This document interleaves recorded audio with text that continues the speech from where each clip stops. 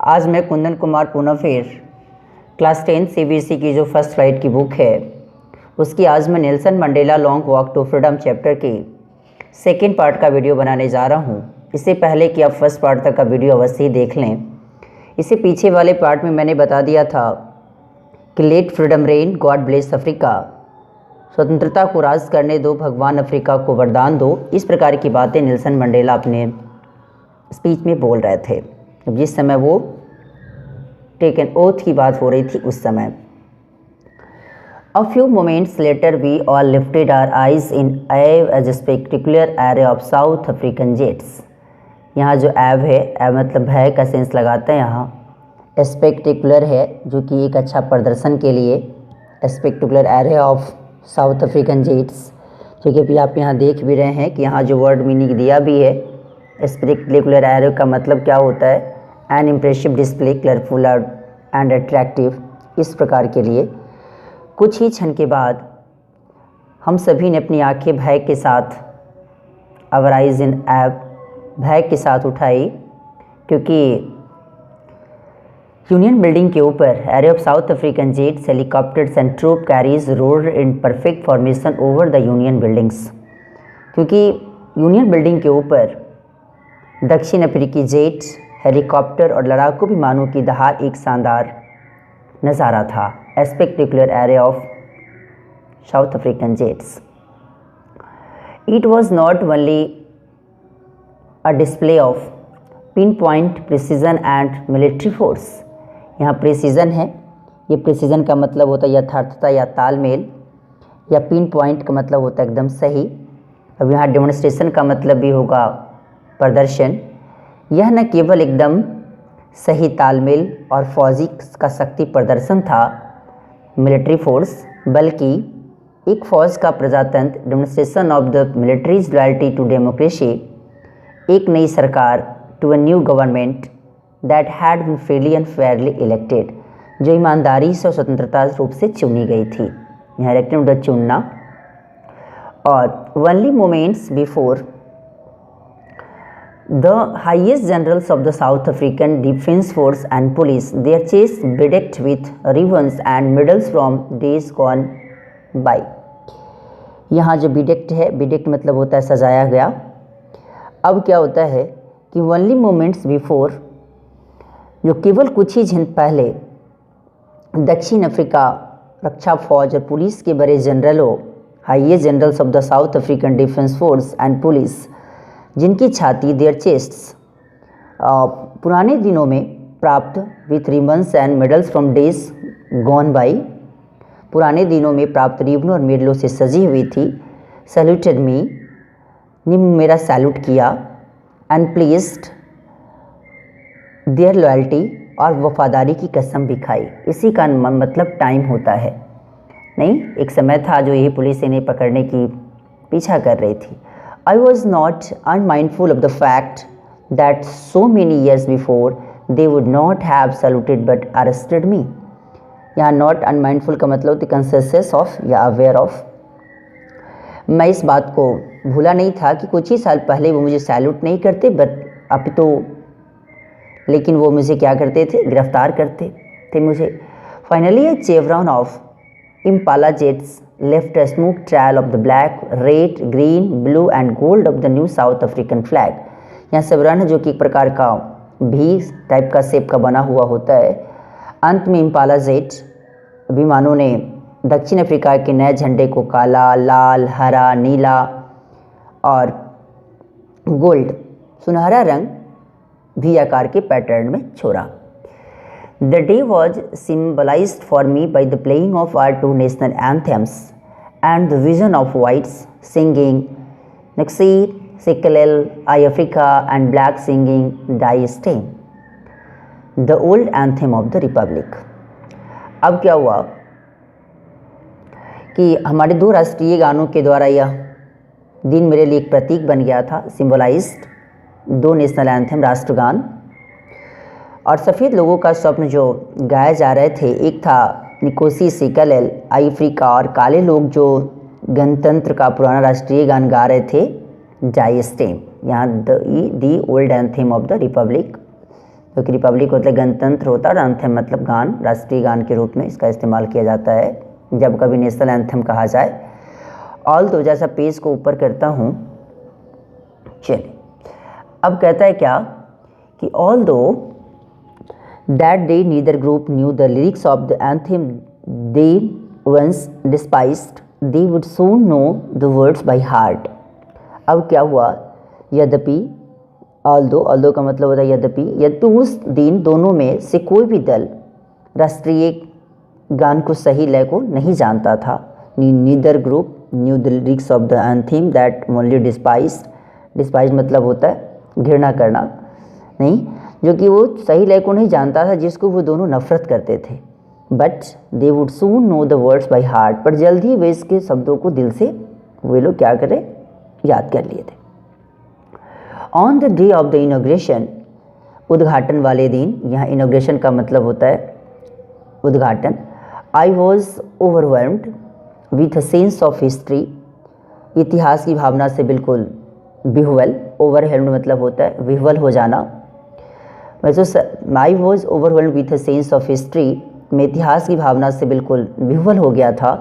In the first decade of the 20th century, a few years after the bitter Anglo-Boer War and before my own birth, the white-skinned peoples of South Africa passed up their differences and erected a system of racial domination against the dark-skinned peoples of their own land.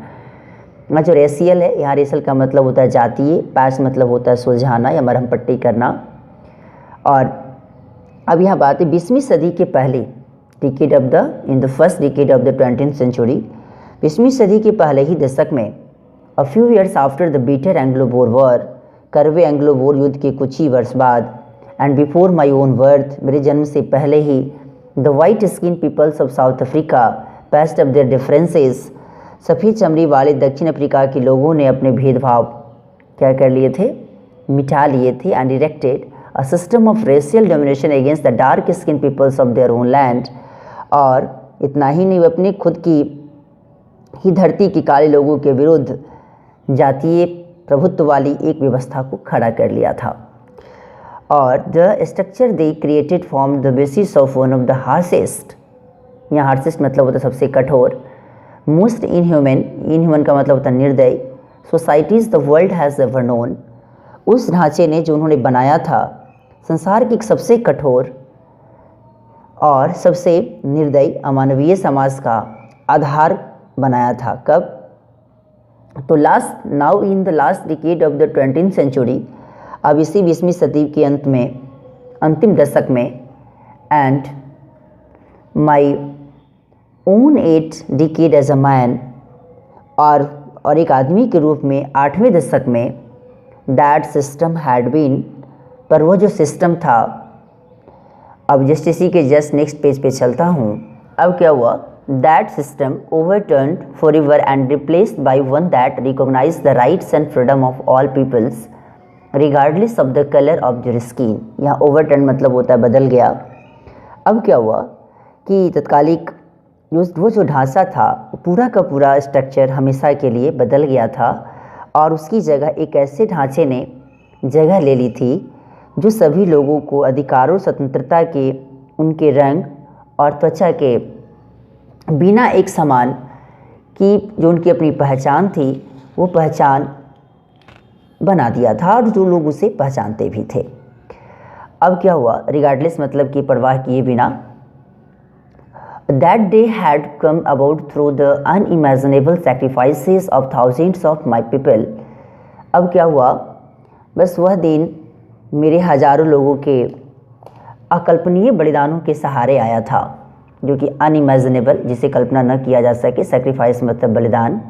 People hood suffering and courage can never be counted और repeat, कह सकते हैं जो वो लोग जिनके साहस और तकलीफ़ों को अनुमान भी नहीं लगाया जा सकता और उनकी कीमत भी नहीं चुकाई जा सकती। And repeat, I felt that day, as I have on so many other days, that I was simply the sum of all those African patriots, patriot मतलब होता देशभक्त, who had gone before me। कह सकते हैं कि उसने मुझे ऐसा एहसास हुआ जैसा कि मुझे और दिनों के दुआ कि मैं केवल उन अफ्रीकी देशभक्तियों का कुल जोर हूँ जो मेरे से पहले जा चुके थे, अर्थात कि पहले मरने का सेंस यहाँ लगा सकते आप। That long and noble line ended and now began again with me, कह सकते हैं वह लंबी और भव्य पंक्ति खत्म हुई और I was pained that I was not able to thank them and that they were not able to see what their sacrifices had wrought. यहाँ रॉट है, रॉट का मतलब होता है डन और अचीव्ड, कि मुझे पीड़ा हुई कि मैं उनका धन्यवाद भी नहीं कर पाया, दे वर नॉट एबल टू सी, और कि वे नहीं देख पाए जो उनके बलिदान द्वारा प्राप्त हुआ था। उन्हें भी अभी एक कष्ट है कि चलो वह ठीक समय था कि बहुत सारे देशभक्त इसे आज़ाद करने की कोशिश भी किए थे। द पॉलिसी ऑफ एपरथाइट, एपरथाइट का मतलब होता है जिसमें कि रंग भेद की नीति, created a deep and lasting wound in my country and my people. अब क्या हुआ, अपार्थाइड की नीति जो कि अफ्रीकी की जो रंग भेद की नीति होती है ने मेरे देश और लोगों की गहरा और कभी ख़त्म न होने वाला घाव दे दिया था। वुंड इन माई कंट्री, कभी भी lasting. All of us will spend many years if not generations recovering from that profound heart. ये प्रोफाउंड मतलब गहरा होता है, कह सकते हैं कि उस गहरे घाव को भरने के लिए हम कई पीढ़ियाँ नहीं तो कई वर्ष अवश्य ही गुजारेंगे, तभी जाकर इस प्रकार के घाव मेरे खत्म होंगे। But the decades of oppression and brutality had another unintended effect and that was that it produce the Oliver Tambos. अब यहाँ बातें आती है कि ये परंतु गुलामी और पाशविकता के दस को एक अन्य अप्रत्यक्ष प्रभाव भी था, और जो कि यहाँ देख रहे हैं डिकेड्स ऑफ ऑपरेशन, ऑपरेशन मतलब शोषण का, ब्रुटलिटी मतलब क्रूरता का, अनइंटेंडेड का मतलब होता है अप्रत्यक्ष रूपों से, इफेक्ट प्रभाव भी था, जो कि थोड़ा सा इसको आगे खिसकाता हूँ। चल अब क्या हुआ, and that was that it produce the Oliver Tambos, the Walter Sisulus, the Chief Luthulis, the Yusuf Dadoos, the Bram Fischers, the Robert Sobukwes of our time. अब मीन ऑफ सच एक्स्ट्राऑर्डिनरी, कह सकते हैं कि उस समय के यह, और वह यह था कि इसने Oliver Tambos, Walter Sisulus, Chief Luthulis, Yusuf Dadoos, Bram Fischer, Robert Sobukwes जैसे men of such extraordinary, just इसी के आगे वाले पेज पर चलता हूँ, इससे ढेर सारे लोग की बातें हो रही है। एक्स्ट्राऑर्डिनरी मतलब होता है क्योंकि अजीब, जो कि एक स्पेशल पावर जो कि एक नॉर्मल व्यक्ति से उसे ऊपर उठाता है, उसी के जस्ट आगे वाले पेज पे चलता हूँ। एक्स्ट्राऑर्डिनरी करेज, एक्स्ट्राऑर्डिनरी वर्ड जो पीछे वाले पेज में दिया था, wisdom and generosity than their like may never be known again, कह सकते हैं हाँ विजडम, विजडम मतलब होता है बुद्धिमान, करेज मतलब साहस, जनरसिटी मतलब उदारता, कह सकते हैं जो कि उस प्रकार के जो लोग थे जैसे अजूब साहस वाले, जिसकी बुद्धि भी अजीब भलाई से भरे लोगों को पैदा किया, जो फिर से कभी पैदा नहीं हो सकते, नेवर बी नोन अगेन, उसे देखा भी नहीं जा सकता। Perhaps it required such depths of operation to create such heights of character. इतना ही नहीं, शायद इस प्रकार के ऊंचे चरित्र पैदा करने के लिए बहुत गहराई वाली गुलामी की ज़रूरत पड़ती है। My country is rich in the minerals and James that lie beneath its soil. James मतलब होता है महंगा रत्न जिसको कहते हैं। मेरा देश खनिजों और हीरे मोतियों से भरा हुआ है, जो इसकी मिट्टी के नीचे दबे पड़े हैं, beneath its soil. But I have always known that its greatest wealth is its people, finer and truer than the purest diamonds. परंतु मैं हमेशा से जानता हूँ कि इसकी महानतम दौलत, जो कि ग्रेटेस्ट वेल्थ, जो उसकी महानतम दौलत, तो उसके लोग हैं जो सुंदर और शुद्ध हीरो से भी क्या है, सच्चे हैं, ट्रूअर हैं। It is from these comrades in the struggle that I learn the meanings of courage. अब कहते हैं, अब इसी कॉमरेड्स मतलब होता है साथियों, संघर्ष के दौरान इन्हीं साथियों से ही मैंने साहस का अर्थ भी सीखा है। Learn the meaning of courage, मतलब साहस। Time and again I have seen main and women risk and give their lives for an idea. समय समय पर मैंने पुरुषों और औरतों के एक विचार के लिए जोखिम उठाते और जान देते हुए भी देखा है। And I have seen men stand up to attacks and torture without breaking, showing a strength and resilience that defies the imagination. यहाँ रेजिलेंस है, रेजिलेंस का मतलब होता है लचीलापन। मैंने पुरुषों को हमले और यातनाओं के सामने बिना टूटे हुए भी देखा है। और शोविंग स्ट्रेंथ है रेजिलेंस, रेजिलेंस मतलब लचीलापन, डिफाइज मतलब सामना करता हुआ, imagination. I learn that courage was not the absence of fear but the triumph over it. कहते हैं मैंने सीखा कि डर का होना ही साहस नहीं होता, परंतु डर पर विजय पाना साहस होता है। The brave man, I learn that courage was not the absence of fear. मैंने सीखा कि डर का न होना ही साहस नहीं होता, but the triumph over it, परंतु डर पर विजय पाना साहस होता है। The brave man is not he who does not feel afraid. वीर पुरुष वो नहीं होता, but he who conquers that fear, जो डरता नहीं बल्कि वह होता है जो भय को जीत लेता है। कन्क्वेयर मतलब जीत लेना। No one is born hating another person because of the colour of his skin और हिज बैकग्राउंड और हिज रिलीजियन। कोई भी जन्म से रंग और स्किन से या उसकी पृष्ठभूमि, बैकग्राउंड या उसके धर्म के आधार पर दूसरे व्यक्ति से नफरत नहीं करता। People must learn to hate and if they can learn to hate they can be taught to love, for love comes more naturally to the human heart than its, थोड़ा सा इसको आगे खिसकाता हूँ, चल, than its opposite। अब कहते हैं कि लोग नफ़रत करना सीखते हैं, people must learn to hate, अवश्य सीखना चाहिए, पर यदि वो नफ़रत करना सीख भी सकते हैं तो उनको प्यार करना भी सिखाया जा सकता है। they can be taught to love, क्योंकि प्यार प्रकृति रूप से मानव हृदय तक आता है, naturally to the human heart. जो अब even in the grimmest times in prison, grimmest मतलब होता है गंभीरतम, जो सबसे ज़्यादा गंभीर के रूपों में, जेल के अंदर, इन प्रिजन, प्रिजन मतलब जेल, जेल के अंदर गंभीरतम समय में भी, when my comrades and I would push to our limits I would see a glimmer and humanity in one of the guards। push to our limits का मतलब होता है push to the last point in our ability to bear pain। अब कहते हैं क्या, jail के अंदर वो भी गंभीरतम समय में भी, जब मुझे और मेरे साथियों को दर्द सहने की हद तक की यातना दी गई थी, push to our limits, जो कि उससे कहीं ज़्यादा ऊपर रूप में दी गई थी, perhaps just for a second, लेकिन मैंने क्या देखा कि I would see a glimmer of humanity, मैंने गार्ड के अंदर भी, in one of the guards, मुझे गार्ड के अंदर भी मैंने मानवता की चमक देखा था।